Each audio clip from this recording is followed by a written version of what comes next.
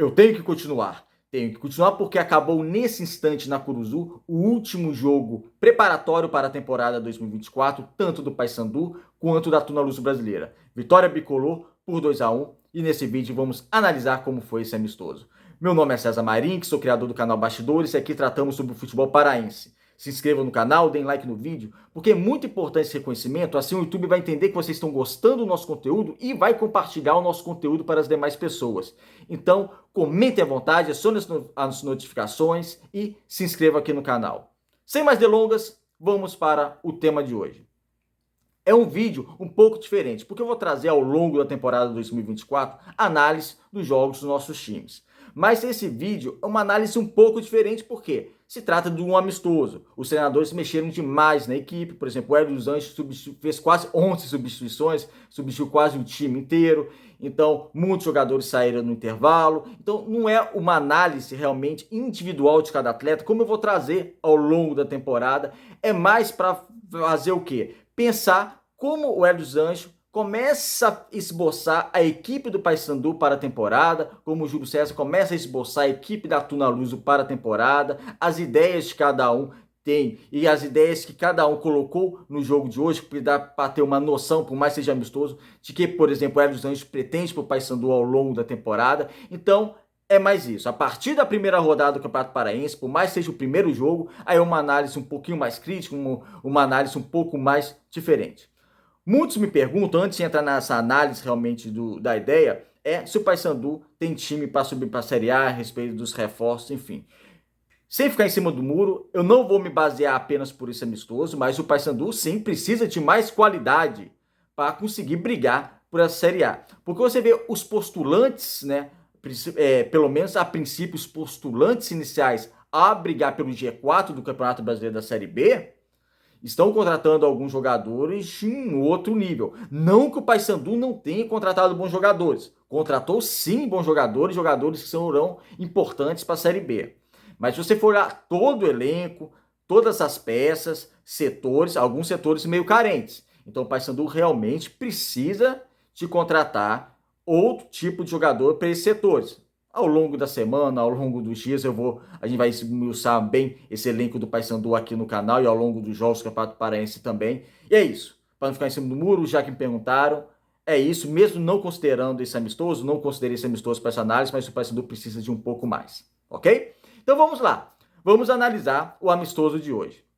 O amistoso de hoje foi vencido pelo Paysandu por 2-1. Foi um jogo até mais difícil do que muitos supõem. O Paysandu entrou em campo no 4-3-3, então essa primeira análise que nós podemos fazer é na questão tática. O Hélio dos Anjos ele mantém a mesma tática utilizada pelo Paysandu na Série C, que conseguiu acesso. O Paysandu foi utilizada a tática do 4-3-3 na Série C, e o Paysandu manteve nesse amistoso o 4-3-3, e pela quantidade de jogadores de ataque que contratou o Paysandu, é bem possível que o Paysandu mantenha o 4-3-3 ao longo da temporada. Então o Hélio dos Anjos desse primeiro sinal vai manter o 4-3-3. O Paysandu também marcou em linha alta. A Tuna Luso é um adversário mais frágil, lógico, permite que o Paysandu, ainda mais jogando a Curuzu em linha alta. É algo que o Hélio dos Anjos falou que deseja para o Paysandu ao longo da temporada, essa marcação em linha alta, e hoje teve marcação em linha alta, dificultando mais as ações da Tuna Luso brasileira. E o Paysandu entrou em campo com o Matheus Nogueira no gol, como titular. Eu acredito que o Diogo Silva será o goleiro titular ao longo da temporada, mas hoje jogou o Matheus. Na direita é Edilson, na zaga Wanderson e Carlão. O Wanderson e Carlão, como eu disse, esse é uma análise um pouco mais diferente por se tratar de um amistoso, tá? Então não vou ser tão criterioso, tão crítico em relação à atuação de alguns jogadores, nem pro bem, nem pro mal. Mas o Wanderson e o Carlão foram um pouco exigidos, mas quando foram exigidos, foram bem. Tanto o Wanderson quanto o Carlão, quando o gol sai, o gol da Tuna Luso Brasileira num bate-rebate dentro da área bicolor, o Wanderson já foi substituído pelo Naylor. O Naylor, eu já tinha falado aqui, eu não vejo ele condições de ajudar o Paysandu numa Série B. Eu acho que ele não tem o patamar de uma Série B. Teve dificuldade em um lance da partida. Mas Wanderson e Carlão estiveram bem. O Carlão, muito tempo sem jogar, e continua sem jogar partidas oficiais, assim, porque na equipe, quando ele atuava na Espanha, ele atuava numa equipe B, da Almeria B, ou seja, não era na Almeria principal, era Almeria B. E hoje também foi um jogo amistoso, mas em algumas oportunidades que ele foi acionado, ele foi bem. Ele fez uma boa interceptação no primeiro tempo, teve outra roubada de bola, não foi muito exigido, mas quando foi exigido, saiu bem o zagueiro Carlão. Na esquerda tivemos o Brian que é lateral direito. Hoje o Paysandu anunciou a contratação do Michel, lateral direito.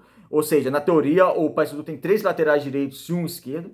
Mas o Brian jogou na lateral esquerda, no amistoso também, no interior também em Barcarena, ele jogou na lateral esquerda e agora de novo jogou a lateral esquerda como titular. Jefferson ainda sem condições, não jogou a partida de hoje. Então o Brian entrou, um lateral que teve muita movimentação, mas pecou na hora do cruzamento. Às vezes, para finalizar a jogada, ele pecou, talvez por ser lateral direito e estar jogando na esquerda, jogando improvisado. Eu não gosto particularmente dessa questão. Eu acho que o Paysandu tem que contratar um lateral esquerdo. Não pode ficar com o Braia como um lateral esquerdo, por mais que seja reserva. Braia que na lateral direita já não vem de 2 boas temporadas, então eu acredito que o Paysandu tenha que contratar um lateral esquerdo de ofício mesmo, para realmente brigar a posição com o Jefferson, mas o titular hoje foi o Brian. No meio tivemos o Gabriel Bispo como primeiro volante, o Val Soares como segundo. O Val Soares uma movimentação interessante, tentando um passe quebra-linhas interessante. Esse passe quebra-linhas que eu digo é aquele passe que pega de surpresa a equipe adversária entre as linhas adversárias, ou seja, tem, por exemplo, três linhas, né? O adversário, a equipe joga, então o Val Soares jogando no meio campo, ele consegue quebrar a linha intermediária, ou seja, consegue um espaço aberto para tentar pegar de surpresa o adversário, quando tentar encontrar um atacante, um meio campo. Ele tentou esse passo um pouquinho mais longo, e uma característica interessante, tentou também uma finalização fora da área, não foi bem nessa finalização, mas é um jogador que tem essa qualidade, ele costuma finalizar bem fora da área, então uma boa contratação dessas contratações que eu falei que o Paysandu fez boa, o Val Soares é uma delas. Tivemos o Juninho no meio campo. O Juninho, acho que foi a partida que o Juninho mais teve tempo de jogo, né? O Robinho não jogou a partida de hoje, então o Juninho jogou praticamente o tempo inteiro. É um jogador que tem velocidade, tem o drible, mas ele precisa amadurecer um pouco mais na hora de finalizar a sua jogada, ou com passe, ou com a finalização. Ele teve uma finalização que não finalizou bem pro gol, então nessa questão de finalizar a sua jogada, a sua ação em campo, ele precisa um pouquinho mais de qualidade. É um jogador que da terra, é um jogador que eu boto valor nele, é um jogador que eu acho que pode ser interessante, vai precisar de uma minutagem um pouco maior que teve na Série C, mas é um jogador que, se bem preparado, ele pode sim ajudar a equipe do Paysandu, porque ele tem uma característica diferente do Robinho, que é a questão da velocidade. Ele é mais jovem, ele tem mais velocidade que o Robinho, mas ele precisa aprimorar essa questão da sua finalização na ação. E no ataque tivemos Edinho, Nicolas e Leandro, que talvez seja até o ataque titular hoje do Paysandu realmente. Leandro um pouquinho abaixo, talvez sentindo a questão física, como eu falei, não vou aqui entrar muito na questão técnica de cada um, por se tratar de um amistoso e é mais um amistoso de movimentação. Tivemos o Leandro e o Nicolas um pouquinho abaixo. O Edinho faz o primeiro gol do Paysandu, numa boa jogada do Edilson e uma boa participação do Juninho, né? O Juninho faz um porta-luz interessante pro Edinho. O Edinho finaliza no canto esquerdo do goleiro Iago da Tuna Luz Brasileira e acaba fazendo o gol. Dos homens de frente, foi o jogador que eu mais gostei, foi o Edinho, pela movimentação, pela velocidade. Nicolas Leandro um pouquinho abaixo. Depois entraram vários outros jogadores, né? Entraram o Yuri no lugar do Nicolas, entraram o Jean Dias no lugar do Leandro, entrou o Juan Ribeiro, o Netinho, o Naylor, como eu já disse aqui. De todos os jogadores que entraram no segundo tempo, eu gostei do Netinho, do meio campo Netinho. O Netinho, ele tem um senso de marcação, ele consegue ter um senso de marcação e de posicionamento em campo muito interessante. Isso deixa a equipe do Botafogo da Paraíba, então foi uma contratação válida. E ele entrou bem nessa equipe do Paysandu também no segundo tempo. Eu acho que é um jogador, inclusive, que deva ser titular da equipe do Paysandu, pelo menos nesse início de temporada. E é isso. Então o Paysandu entrou dessa maneira, como eu disse para vocês. E vou fazer o balanço no final do vídeo também. O importante desse vídeo é você entender a análise, como o Hélio Anjos pretendia colocar o Paysandu, colocou no 4-3-3, então a gente já uma percepção boa de como o Paysandu deve jogar na temporada, ou pelo menos no seu início, no 4-3-3.